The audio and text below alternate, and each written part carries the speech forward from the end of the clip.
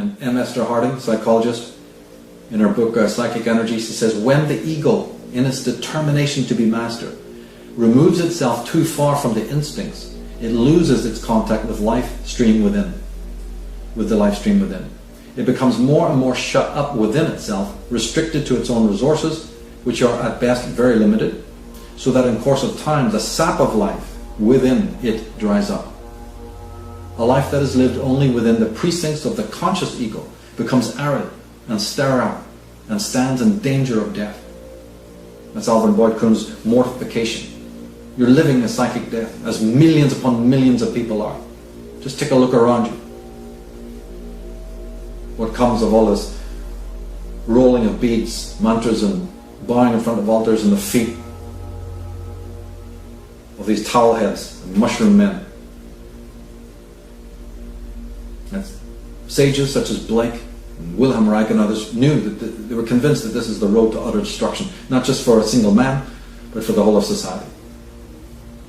And Blake personified reason in its malignant form as Horizon, the great god Horizon, whose job it is to stick, piece, glue it all back together again, the fragments of a broken reality. And this is the son of Horizon, the lower octave charioteer, setting forth to do exactly what his father has told him to do. But doesn't realize that in doing so, in stitching the world together, hammering it together into the shape that the mind has dictated, you've made the world now in your own image. Now that might not be too good of an idea, but that's what's occurred. And Alan Watts, writing on this very theme, says that our attitude to the world outside us is largely hostile. We are forever conquering nature, space, mountains, deserts, bacteria and insects, instead of learning to cooperate with them in a harmonious order. What, they don't experience anything? It's only human beings. I'm only interested in my experience of anything. I know daffodils, and leaves, and wolf, and horse, and oak tree. Sure, they have no experience that I'm worried about. What an impoverishment. Is that right? Does that sound true, that you're surrounded by all this? It's just inanimate. That's just a resource that I exploit and knock into shape.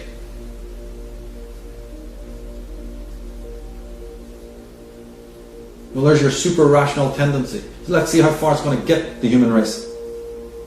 Because as I said before, in an individual man, that same attitude can be interjected. Aren't you alive?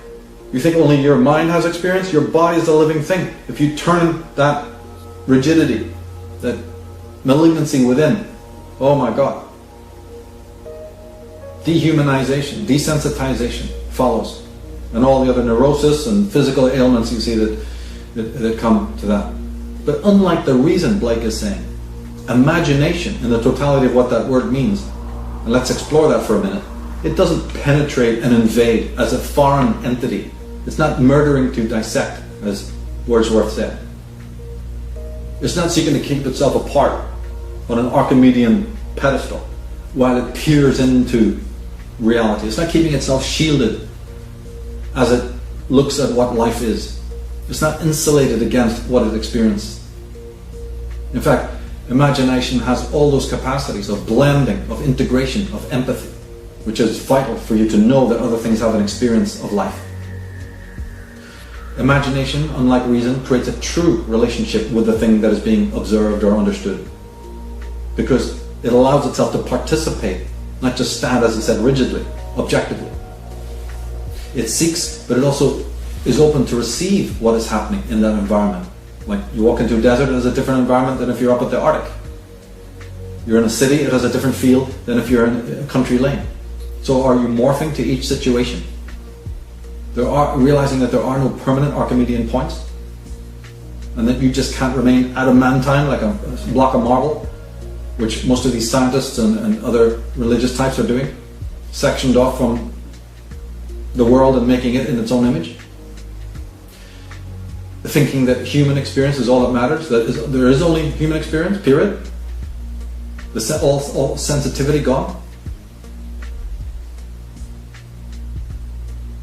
So Imagination is that polyphrenic mode of consciousness, pliable, receptive, curious. Not just after knowledge as a man is after coins of gold to stuff into his pockets. Not voracious. The imagination is allowing the world to change it, right? To affect it. Doesn't want to be the same entity tomorrow as it is today, or even the next minute. Imagination understands that reality is changing, reality itself. Hegel so stressed this, and Blake understood it too, that what you call reality changes every second, and it changes you, and then you reciprocally change it again. So it's a constant movement, a constant flow, a constant dance. And as I said earlier, this perspective is actually confirmed now by the most recent scientific discoveries into the quantum realm. But again, I emphasize, where are the repressions kept? Right? We have the ascetic type and his practices of mortification and asceticism. Where are the repressions kept? Not in a box under the bed, in the self, in the heart, in the cells of the body, in the fibers and meridians of the body. So we make our bodies actually containers of psychic garbage. Take a look around.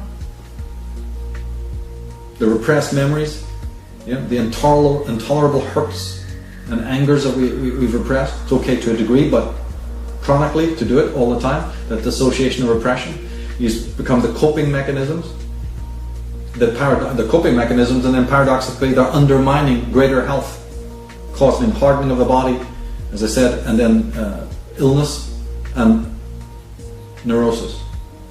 After long usage of the imagination, the mystic discovers, unlike the rationalist, that he is experiencing quantum changes, seismic changes, a sensitization that no other man near him can ever replicate or deduce.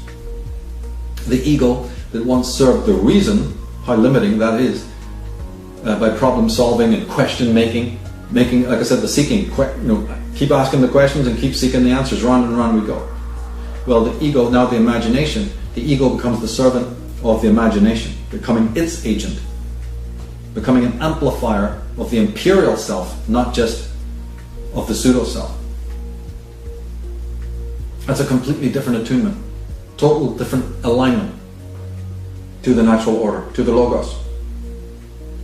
But it can't be explained. It's the oceanic experience, you see, that constitutes this great spiritual step forward. And once you've made it, you know, there's no words. You can't go around drawing pictures for other people. You may be able to communicate it in other ways, non-verbal, but you know, there's no Bibles and Torahs and Korans are ever going to contain that. And it is that person then who now can affect real change in the world. Right? So you have to take your pick. Here the tarot is telling you something, asking us something. There's two roads. But the thing is that the tantric man, the man of ecstasy, the man of imagination, is an implacable enemy of the status quo and all those satanic mills